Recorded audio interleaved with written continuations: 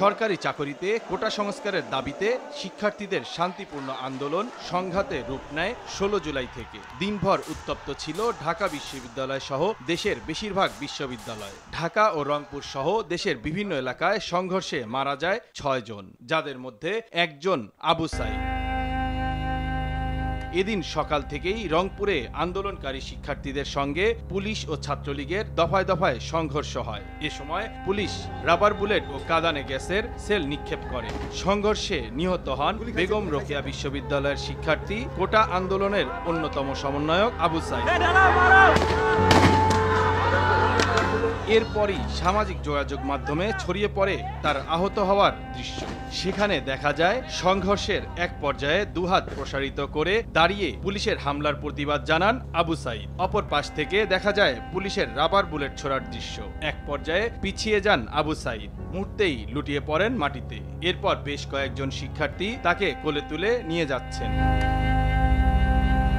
পরে তাকে Rangpur medical college হাসপাতালে নেওয়া হয়। তবে হাসপাতালে আনার আগেই তার মৃত্যু হয়েছে বলে জানিয়েছিলেন জরুরি বিভাগের চিকিৎসক। রংপুর মেডিকেল কলেজ হাসপাতালের সার্জারি বিভাগের প্রধান হৃদয় রঞ্জন রায় বলেছিলেন, মেডিকেলের সার্জারি ওয়ার্ডে ভর্তির আগেই তার মৃত্যু হয়। তবে তার শরীরের একাধিক স্থানে রাবার বুলেটের ক্ষত রয়েছে, নাক দিয়ে রক্ত ঝরছিল। কিন্তু রাবার বুলেটের আঘাতে মারা গেছেন কিনা তা ময়নাতদন্তের প্রতিবেদন ছাড়া সে সময় বলতে পারেননি তিনি। বিশ্ববিদ্যালয়ের প্রক্টর শরীফুল ইসলাম বলেছিলেন, আবু সাঈদের শরীরের বিভিন্ন স্থানে রাবার বুলেটের ক্ষত রয়েছে। তার এক বন্ধু বলেছিলেন, শরীরে একের পর এক রাবার বুলেটে ক্ষতবিক্ষত হওয়ার পর মাটিতে লুটিয়ে পড়েন আবু সাঈদ। আর এ সময় সংঘর্ষ চলায় তাকে হাসপাতালে নিতেও দেরি হয়। কোটা সংস্কার আন্দোলনে নিহত বেগম রোকেয়া বিশ্ববিদ্যালয়ের ইংরেজি বিভাগের শিক্ষার্থী আবু সাঈদের লাশের ময়নাতদন্তের প্রতিবেদন ১১ দিনেও জমা দেননি চিকিৎসক। এদিকে তার মৃত্যুর ঘটনায় তাজহাট থানায় একটি মামলা করেছেন রোকেয়া বিশ্ববিদ্যালয় পুলিশ ফাঁড়ির ইনচার্জ এসআই বিভূতিভূষণ রায়। এজাহারে গুলিতে সাঈদ মারা গেছেন এমন কোনো তথ্য নেই। উল্লেখ করা হয়েছে, ইটপাটকেলের আঘাতে মৃত্যু হয়েছে। আসামি হিসেবে কারো নাম নেই। অজ্ঞাত ২ থেকে ৩ হাজার আন্দোলনকারীকে আসামি করা হয়। আর এ নিয়ে শুরু হয়েছে আলোচনা সমালোচনা। ক্ষোভ প্রকাশ করেছেন শিক্ষক শিক্ষার্থীরাও।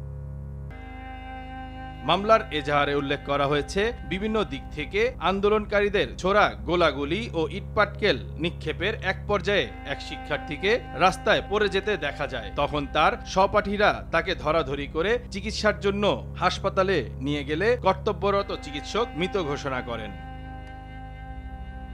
একই ঘটনায় পুলিশের পক্ষ থেকে ৪ সদস্যের একটি তদন্ত কমিটি গঠন করা হয়েছে। কমিটিকে ৭ কার্যদিবসের মধ্যে প্রতিবেদন জমা দিতে বলা হয়েছিল। পুলিশ কমিশনার মনিরুজ্জামান বলেছেন, পুলিশের কেউ গুলি করে থাকলে প্রমাণ পাওয়া গেলে অবশ্যই তার বিরুদ্ধে ব্যবস্থা নেওয়া হবে। নিহত আবু সাঈদ ছিলেন রোকেয়া বিশ্ববিদ্যালয়ের ইংরেজি বিভাগের ১২তম ব্যাচের শিক্ষার্থী। তার বাড়ি রংপুরের পীরগঞ্জ উপজেলার বাবনপুর গ্রামে। বাবার নাম মকবুল হোসেন। রোববার ঢাকায় প্রধানমন্ত্রী শেখ হাসিনার সঙ্গে দেখা করেছেন সাঈদের পরিবার। নিহত আবু সাঈদের পরিবারকে আর্থিক সহায়তা প্রদান করেন প্রধানমন্ত্রী শেখ হাসিনা। তাদের হাতে আর্থিক সহায়তা হিসেবে পারিবারিক সঞ্চয়পত্র এবং নগদ অর্থ তুলে দেন তিনি। যারা এই খুনের সঙ্গে জড়িত খুঁজে খুঁজে বের করে তারা অবশ্যই যেন শাস্তি পায়, সেটাই আমার প্রচেষ্টা থাকবে। সেটাই আমি করবো। আপনাদেরও সাহায্য চাই, কারণ এইভাবে বারবার বাংলাদেশটাকে নিয়ে খেলা, এটা আর হতে দেওয়া যায় না। প্রধানমন্ত্রীর সঙ্গে সাক্ষাতের পর আবু সাঈদের বড় ভাই আবু হোসেন বলেন, প্রধানমন্ত্রীর সাথে দেখা করা এবং তার সঙ্গে কথা বলার জন্য আলাদা করে ২ মিনিট সময় পান। পরে তিনি ১০ লাখ টাকার একটা সঞ্চয়পত্র দেন। এ সময় তাদের প্রতি সমবেদনা জানিয়েছেন প্রধানমন্ত্রী শেখ হাসিনা। এছাড়াও কোটা সংস্কার আন্দোলন ঘিরে নিহত আরও ৩৩ জনের পরিবারের সদস্যদের প্রতি সমবেদনা জানানোর পাশাপাশি আর্থিক সহায়তার চেক ও সঞ্চয়পত্র তুলে দেন প্রধানমন্ত্রী। RTV news desk.